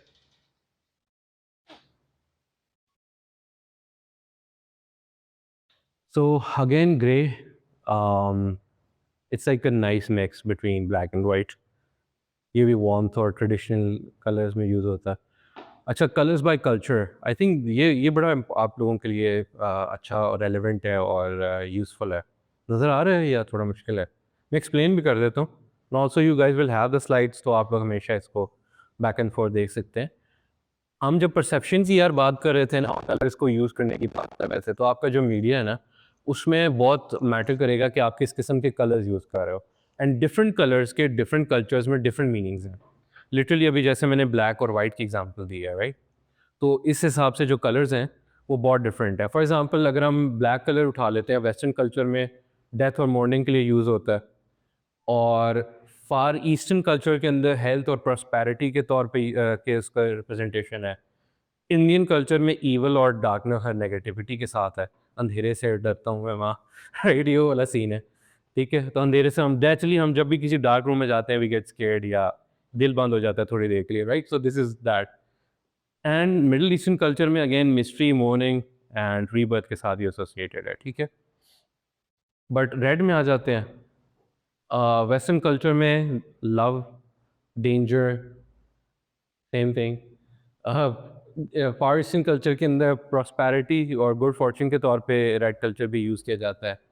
और इंडियन कल्चर में हम इसको ब्यूटी का कलर मानते हैं, तभी शादियों के ऊपर बहुत कॉमनली रेड जो है वो आपने देखा होगा। अब खैर अब तो बहुत सारी चीज़ें चेंज हो रही हैं, बट जनरली यू नो पहले ज़मानों में रेड चौड़ा होता था, लाइक पर्टिकुलरली इस वो तो वो इसलिए रेलिवेंट था। अगेन मिडिल ईस्टर्न कल्चर में डेंजर और ये इसके साथ एसोसिएटेड है। फिर बाकी कलर्स के भी अपने अपने मीनिंग्स हैं। ये जानना इसलिए ज़रूरी है कि जब भी आप कंटेंट क्रिएट कर रहे होगे ना, राइट, आप उस माइंडसेट से करोगे। फॉर एग्ज़ाम्पल आपकी वीडियो अगर पाकिस्तानी मार्केट के लिए है, तो you have to be aware कि मैं उन लोगों के हिसाब से वीडियो क्रिएट कर रहा हूँ। बिकॉज़ अगर वही सेम वीडियो अगर आपने वेस्ट में दिखाई, तो वो उसको बहुत डिफरेंट तरीके से परसीव करेंगे एंड आप कई लोगों को ऑफेंड कर सकते हैं उसके थ्रू, राइट। कई ऐसी चीज़ें हैं जो आप पाकिस्तान में डिफरेंट कलर्स के साथ यूज़ करोगे, आप उसको सऊदीया में लेके जाओगे, वो इसके ऊपर बहुत गुस्सा करेंगे, ऑफेंड होंगे, ठीक है। जर्मनी में बड़े बहुत कॉमनली ऐसा होता है। आप इंग्लिश कंटेंट क्रिएट करते हो, तो जर्मन्स जो हैं, इवन अगर आप जर्मनी जाओ और आप इंग्लिश बोलो, तो कहने को तो ये एक इंटरनेशनल लैंग्वेज है, राइट, बट वो ऑफेंस लेते हैं इस बात के ऊपर, तो दे प्रेफर कि आप उनके साथ जर्मन में बात करें साइको, ठीक है। So you guys get the point, right. तो आप जब भी मीडिया या कंटेंट क्रिएट करोगे, यू शुड बी अवेयर कि आप जो कलर्स भी यूज़ कर रहे हो वो उसी हिसाब से हैं, and then they also deliver the message that is intended, right. तो सैड वीडियो है या यू नो डिप्रेसिंग किस्म की वीडियो है, उसके कलर स्कीम्स वैसे ही होंगी। अगर हैप्पी वीडियो है तो उसकी वैसी ही होंगी, राइट।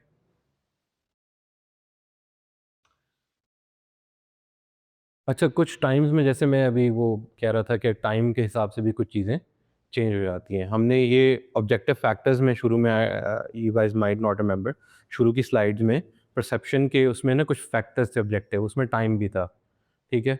सो कुछ टाइम्स में कुछ चीज़ें चेंज भी हो जाती हैं।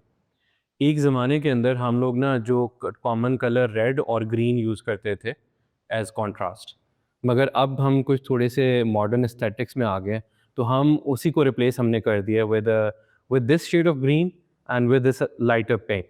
तो ये अब हमें ज़्यादा एस्थेटिक लगता है कॉन्ट्रास्ट क्रिएट करने के लिए, instead of using like red और ग्रीन जो ज़्यादा सैचुरेटेड शो कलर है।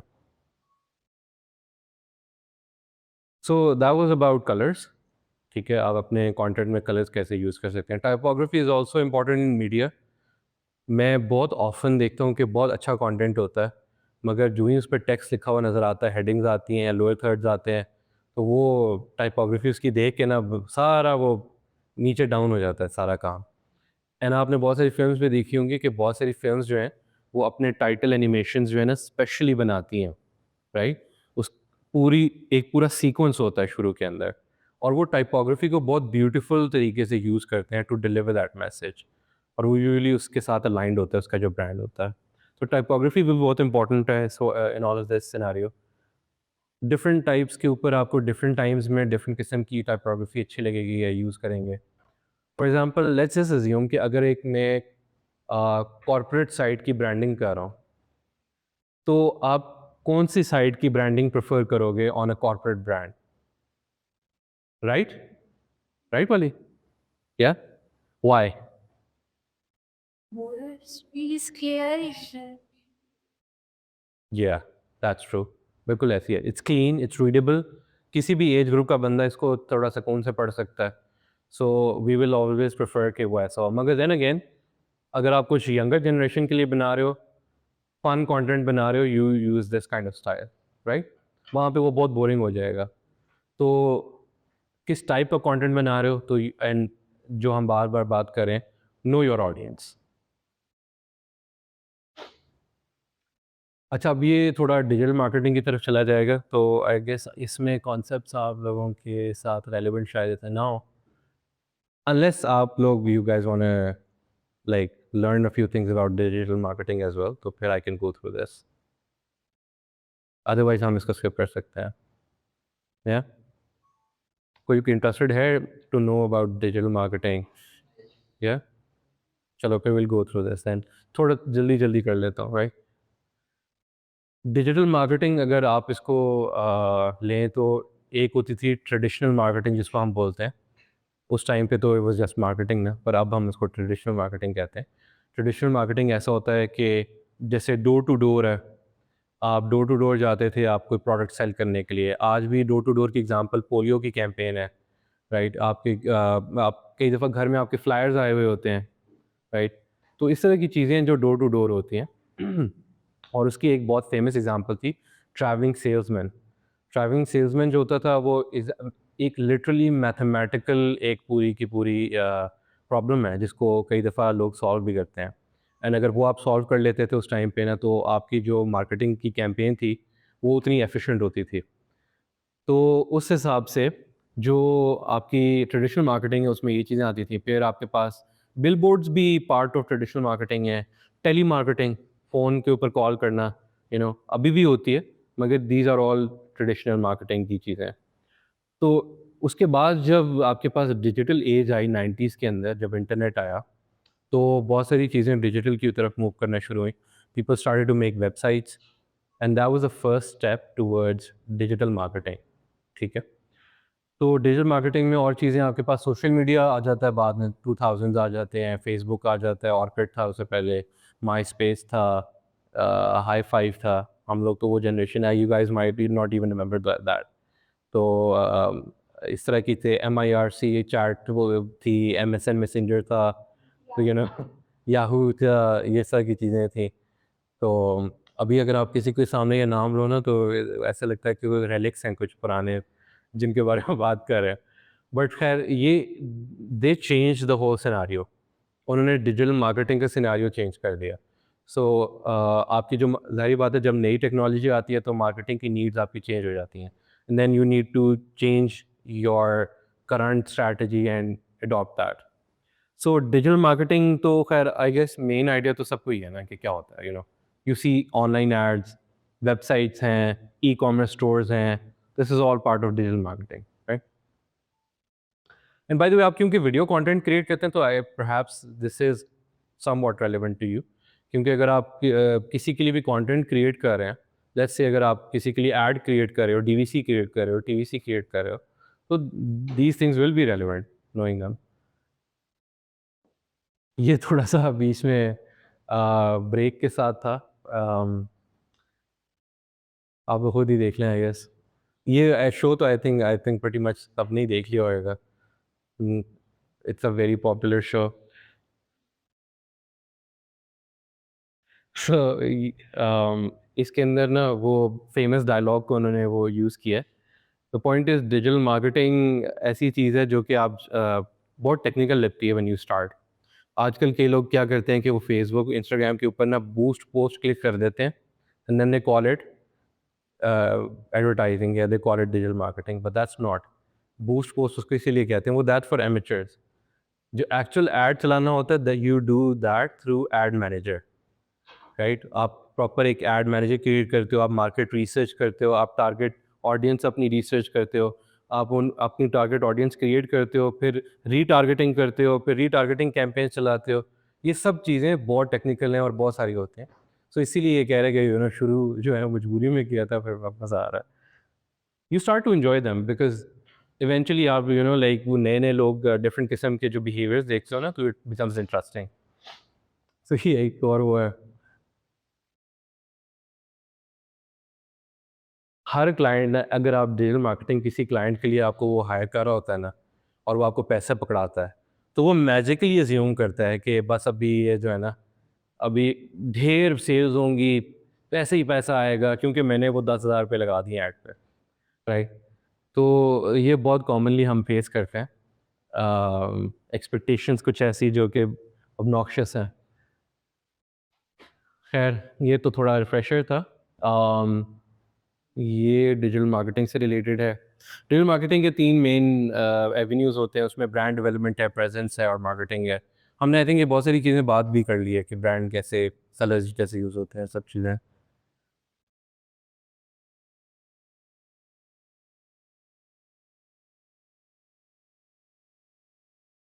अच्छा, ये वैसे ऐप्स के वीडियो के लिए थोड़ा-सा इम्पोर्टेंट या रेलेवेंट हो सकता है। इसको हम रीन मॉडल बोलते हैं। सो reach, engage, activate and nurture. और ये कंटेंट में पर्टिकुलरली रील्स के अंदर बहुत ज़्यादा हम यूज़ करते हैं। इरफान जुनेजो का तो आप लोगों ने नाम सुना हुआ है, राइट? देखे हुए हैं। आपने उसका एक रील्स है ना, टिकटॉक का स्टाइल देखा होगा कि वो स्टार्ट होता है और शुरू में एक हुक होता है, बट एंड के ऊपर ना वो एक वर्ड यूज़ कर लेता है, फॉर एग्जांपल लेकिन या मगर, और वो फिर दोबारा से लूप में वो वीडियो चलना शुरू हो जाती है। नोटिस किया? Right? So that is good representation of rain model. So आप क्या करते हो कि आप पहले अपने टारगेट ऑडियंस को रीच करते हो उस रील के थ्रू, आप उनको इंगेज करते हो in your first 5 to 12 seconds hook के साथ। उसके बाद आप उनको एक्टिवेट करते हो, यानी कि वो जो बाकी की वीडियो देख रहे हैं उससे वो पूरी वीडियो में अंडरस्टैंड करते हैं कि मेन चीज़ क्या है। एंड देन उनको नर्चर करते हो, बाय द एंड आप उनको नर्चर कर रहे हो and you bring them back to the same video, right? तो वो उसी वीडियो में लूप में 2-3 दफ़ा तो रहेंगे, ठीक है? सो ये तब होगा जब आपका जो वीडियो कंटेंट है वो एंगेजिंग है, वो इंटरेस्टिंग है, उसके कट्स अच्छे हैं, वो म्यूज़िक के साथ प्रॉपर अलाइंड है, उसके कलर्स अच्छे हैं, विजुअली अपीलिंग है। एक कॉमनली ना मैं क्लाइंट के साथ मेरी बहुत बहस होती है ऑन वन थिंग कि क्लाइंट्स ऑटोमेटिकली अज्यूम करते हैं कि अगर हम एक कैमरा या माइक लगा लेंगे ना और मेरी बहुत नॉलेज है, लाइक ऐसे कई क्लाइंट्स हैं जो कहते हैं मेरी रिसर्च बहुत है, मेरी नॉलेज बहुत है, एंड देन दे थिंक कि मैं अगर कैमरा और माइक लगा लूँगा तो everybody is going to hear me, और बस मैंने अब यूट्यूब पे लगाया तो मेरे हज़ारों लाखों व्यूज़ आने लगे हैं, और ऐसा होता नहीं है। आप यूट्यूब के ऊपर अब इतना कंपटीशन है कि अगर आप कोई सब स्टैंडर्ड वीडियो लगाते हैं तो nobody even cares about it. अगर आपका थंबनेल अपीलिंग नहीं है, अगर आपका टाइटल अपीलिंग नहीं है, अगर आपका वीडियो मैं प्ले करूं और मुझे ना किसी सफ़ेद बैकग्राउंड के ऊपर वो ख़राब हुई हुई है और आप बस बैठे हुए और वो कर रहे हो, तो आई क्विकली क्लोज इट, मेरा दिल नहीं करेगा देखने को।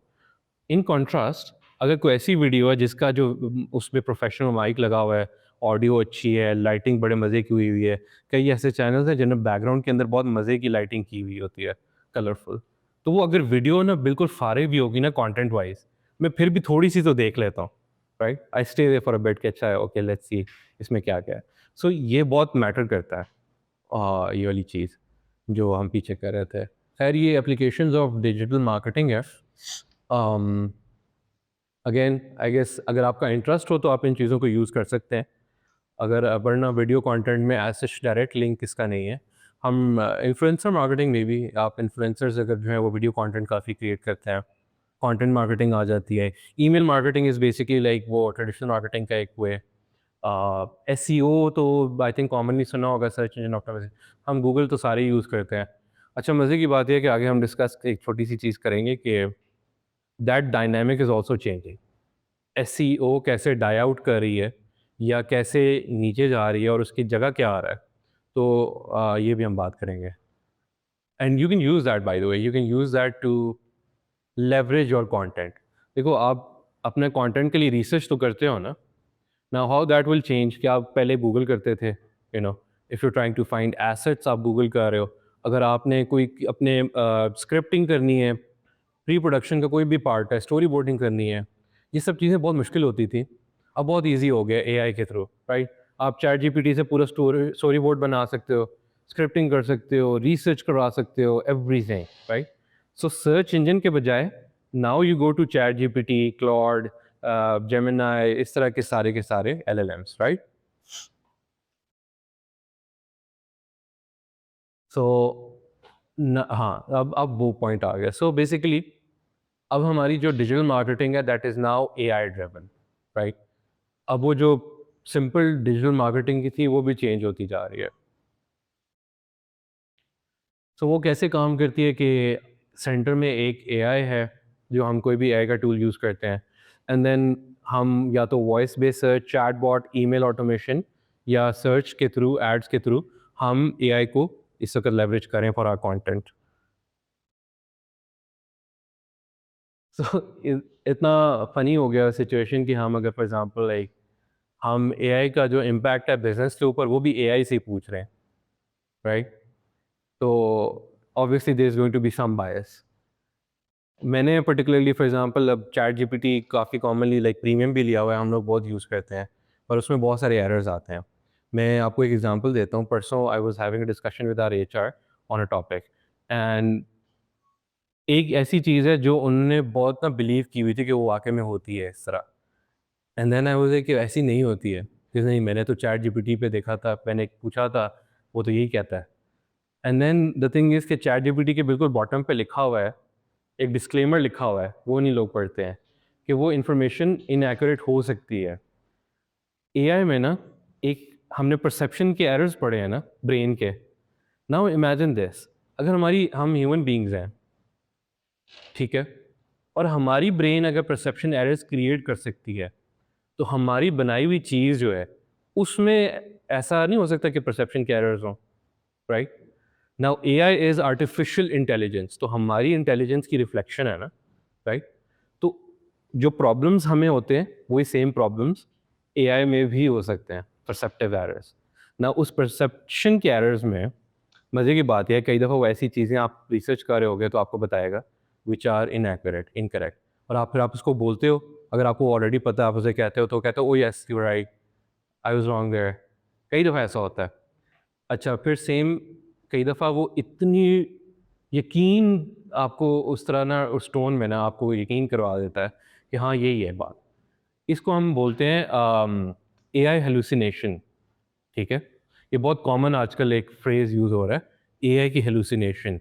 नाउ आपका जो एआई है वो कई दफ़ा हेलुसिनेट करता है वो चीज़, यानी कि वो खुद भी ये बिलीव कर रहा है कि ये इन्फॉर्मेशन ट्रू है, एंड वो आपको उसी डिटर्मिनेंट्स के साथ वो बता देता है, and then you have to make sure कि that is correct.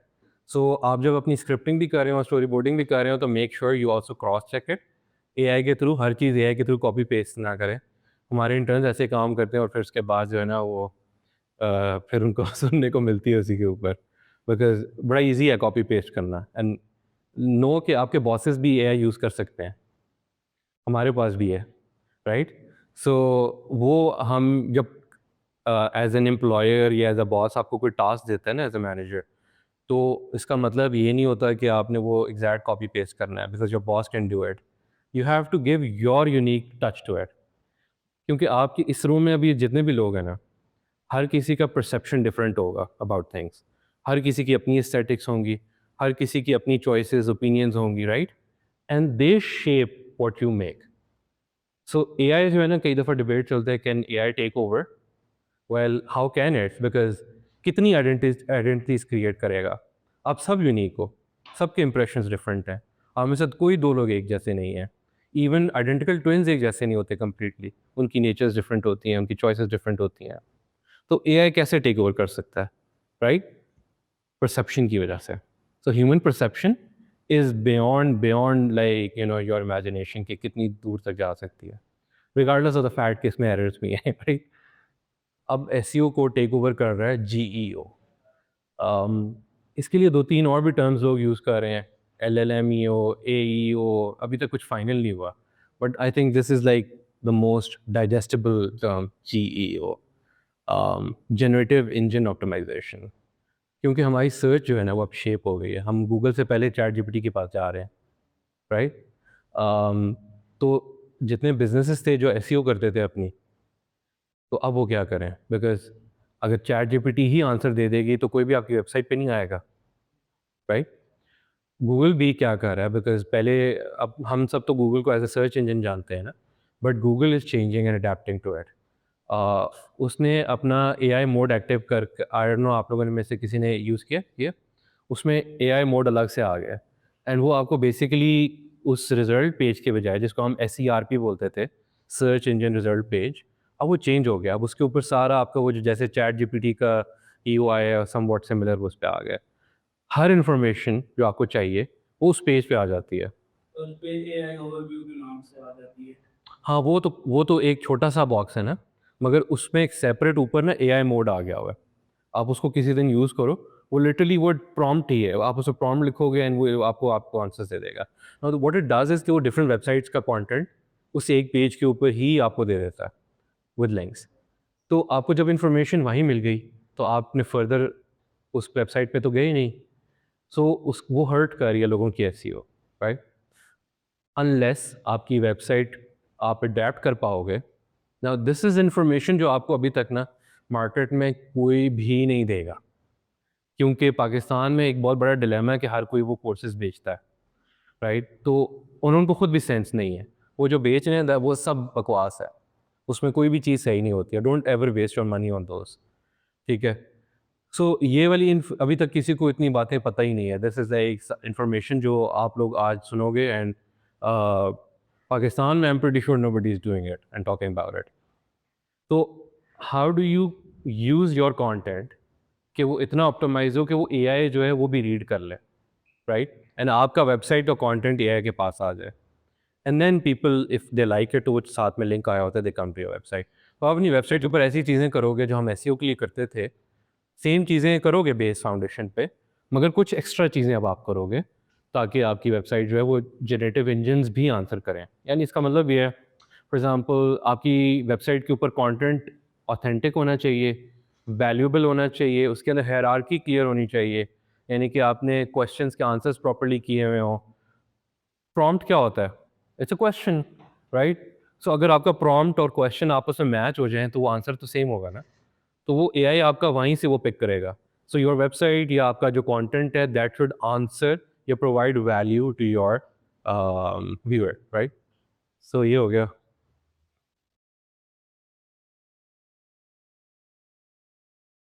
I guess वही बातें, what GEO will do is के it will enhance traditional SEO practices.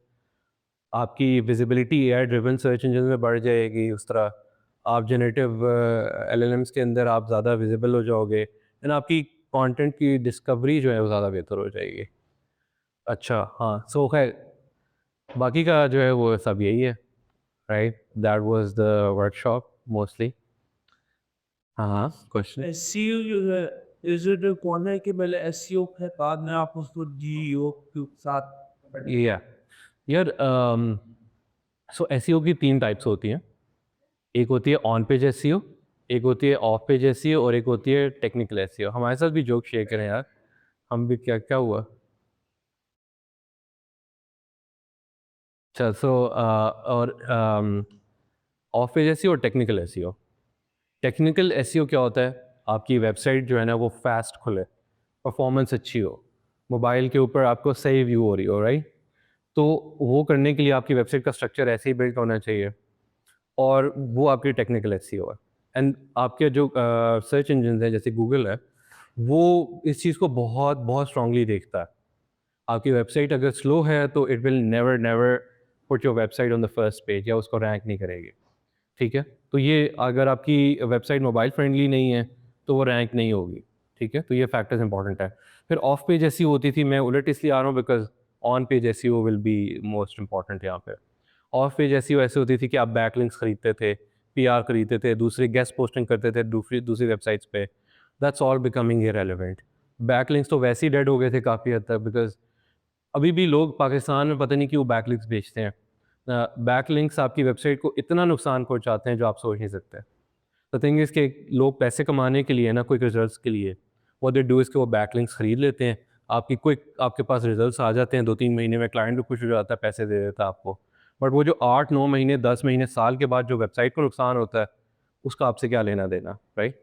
Problems के रिलेटेड बजट बस इतना होता है, और as soon as Google catches up to you, तो आपकी वेबसाइट सैंडबॉक्स में चली जाती है, और गूगल सैंडबॉक्स से आपका निकलना वो पॉसिबल ही नहीं। कहने को वो लोग सैंडबॉक्स को कहते हैं कि इट्स अ प्लेस जहाँ पे आप एक छोटी पनिशमेंट है, मगर वो ऐसा नहीं है। सैंडबॉक्स से आज तक लाइक हार्डली कोई वेबसाइट निकल पाई है, राइट? तो ये ऐसी चीज़ें हैं। आप लोगों में से लाइक आप में से कोई भी स्पेस, यूनिवर्स या इस तरह के टॉपिक्स में इंटरेस्टेड है? Like, history also, but like, aliens, UFOs, UAPs, and are we alone in the universe? इस तरह की चीज़ें। या कभी नहीं सोचा यार हम क्यों है दुनिया के ऊपर? लाइक क्या सुबह उठो, वही मुँह धो, चलो जाओ, और फिर इसके बाद ड्यूटी पे चले जाओ, वापस आ जाओ, खाना खाया, फिर सो गए, वही सब कुछ same daily daily daily daily cycle. कभी नहीं सोचा कि यार मैं ये क्यों कर रहा हूँ, no. You live in a matrix. बस ये मान के तो बैठ गए हैं, छोड़ दिया, डिस्कवर भी नहीं किया। राइट, ऐसे क्वेश्चंस करने चाहिए बिकॉज ना सिर्फ आप खुद वो इवॉल्व करोगे इनके थ्रू, बट ऑल्सो लाइक जब आप कंटेंट क्रिएट करते हो that also evolve through it, asking questions and asking the right questions. मैं बहुत सरप्राइज होता हूँ पाकिस्तान में इन टॉपिक्स के बारे में बात नहीं होती है, एस्ट्रोफिज़िक्स एंड ये सब चीज़ें, पता नहीं क्यों। हालांकि ये बड़ी like Quran is a huge huge example जिसके अंदर साइंस भरा हुआ है, एंड आपको पता भी नहीं होगा। I am pretty sure, like मैं जिससे कहीं से बात होती है कि एलियंस की एग्जिस्टेंस की बात इवन कुरान के अंदर है। Did you guys know that? Did you? या तो एग्जिस्टेंस की बात है, तो why don't we care about it? Selective क्यों है? हमने क्यों नहीं सोचते कि ओके ये किन की बात हो रही है, राइट? अगर एक सूरत मुझे लिटरली बता रही है कि हमसे भी ऊपर की कुछ ऐसे हैं क्रिएशंस और कुछ नीचे की हैं, तो like what could they B? नीचे की तो हमें पता है, राइट? मेनली कुछ तो पता है, जन्नात भी हमसे नीचे हैं, फरिश्ते भी हमसे नीचे हैं, इंसान उसमें अशरफुल मखलूक़ात है। बट देन हमें बता रहे हैं कि हम सिर्फ यहाँ के अशरफुल मखलूक़ात हैं, there is like more, right? हमसे भी ज़्यादा एडवांस कुछ है जिनके बारे में तो आप लोग बिल्कुल डिस्कवर नहीं करना चाहते। But if you are curious, तो इसी वजह से बिकॉज पाकिस्तान में बात नहीं होती है, तो हम लोगों ने एक यूट्यूब चैनल भी स्टार्ट किया है, जिसके ऊपर हम डिफरेंट कंटेंट अपलोड करें। अभी we started with certain podcast जिसके ऊपर हम ये रिसर्च टॉपिक्स पे बात करें। Now this podcast I do with my मामू, बिकॉज हम बचपन से ना इन टॉपिक्स पे बहुत बात करते होते थे और हमने इस पर बहुत रिसर्च की हुई है। सो अगर इफ़ यू इंटरेस्टेड तो आप ये यूट्यूब चैनल ज़रूर सब्सक्राइब करें, खोल के you can take a picture और screenshot if you interested. Do check out the podcast, इसमें आपको बहुत सारे सवालों के जवाब भी मिल जाएंगे, ये वाले जो मैं बात कर रहा था, एंड ऑल्सो कि करंट क्या हो रहा है, and also we are also making more content. हम लोग प्रॉपर शोज़ अभी इसके ऊपर स्टार्ट करें जिसमें इन डिफरेंट टॉपिक्स को टच करेंगे, राइट? कि even history related, like you no pyramids की बात होती है, हु बिल्ट देम, उनका बेसिक पर्पस क्या है, यू नो साइंस क्या है, इन चीज़ों के ऊपर। एटलांटिस क्या था, एटलांटिस किधर गया, यू नो इस तरह की और भी बहुत सारी। अब टर्की में एक साइट है गोपेकली टेपे, आई डोंट नो आपने सुना नाम नहीं इसका, राइट? वो इतनी पुरानी है, दैट्स सो ओल्ड, मगर वो इतनी एडवांस सिविलाइजेशन है कि आजकल के दौर में भी हम उसके बारे में नहीं सोच सकते। हमारे पाकिस्तान में एग्जांपल लेते हैं मोहनजोदड़ो है, बट डिड यू नो कि अभी तक हमने सिर्फ 10% मोहनजोदड़ो को एक्सुएट किया, राइट? एंड हुआ ऐसा कि अभी आई थिंक पीपल्स पार्टी की लास्ट हुकूमत के टाइम की बात है, तो उन्होंने 50 डिफरेंट स्पॉट्स के ऊपर उन्होंने एक वो एक्टिविटी की, जिसमें वो बड़ा सा एक सिलेंडर लेते हैं एम्प्टी हॉलो, और वो ज़मीन के नीचे ना उसको डालते हैं। सो जैसे वो होती है, बोरिंग होती है जैसे प्रिटी मच, और उससे क्या होता है कि वो यूजुअली हम यूज़ करते हैं टू सी कि ज़मीन के नीचे क्या चीज़ें दब गई हुई हैं। इसी सेम टेक्नोलॉजी के थ्रू हमें पता लगा कि अंटार्कटिका जो था that was not always frozen, actually tropical होता था अंटार्कटिका, लाइक पूरा ग्रीन था, ये आइस कैप नहीं थी, तो वहाँ पे आपको लीव्स और ये सब वेजिटेशन मिली थी। तो सेम मोहनजोदड़ो में ना सिर्फ इनको डिफरेंट जेवर, बर्तन और टॉयज़ मिले उनको बहुत सारे, और ऐसी चीज़ें मिली जिससे हमें ये अंदाज़ा होता है कि वो बहुत एडवांस था then we can actually think. पर हम लोग इस बारे में बात ही नहीं करते, like you know how much do you know about it, right? तो the main purpose of this channel is to talk about these things and to find out. और ये बड़े सैड है क्योंकि हमें अपने एरिया के बारे में नहीं ये वाली बातें पता, हमें अपनी हिस्ट्री हेरिटेज के बारे में नहीं पता, right? Actually, we're done. We're done. Yeah, yeah. We're just closing like 2 minutes. Yeah. So, ये है इसमें, and we will be having some shows जो हम बना रहे चाह रहे हैं, very quick episodes, 5 to 10 minutes. तो अगर आप में से कोई इंटरेस्टेड भी हुआ, we're actually looking for hosts जो different videos के लिए कर सकते हैं। तो अगर आप में से कोई इंटरेस्टेड भी हुआ तो you can basically contact us, get in touch, and हम स्क्रीन टेस्ट कर लेंगे आपके साथ. तो you know YouTube videos, and they're it's like session by session. It's a paid thing, but only if you're interested. मतलब if you're passionate about this topic, ठीक है. तो और अगर नहीं है तो do watch it still. Maybe आप इसको देख के थोड़ा passionate हो जाए and talk about things. Yeah. So yeah, I guess that's it. अगर आपको चाहिए किसका contact वगैरह या social media तो you can take a picture.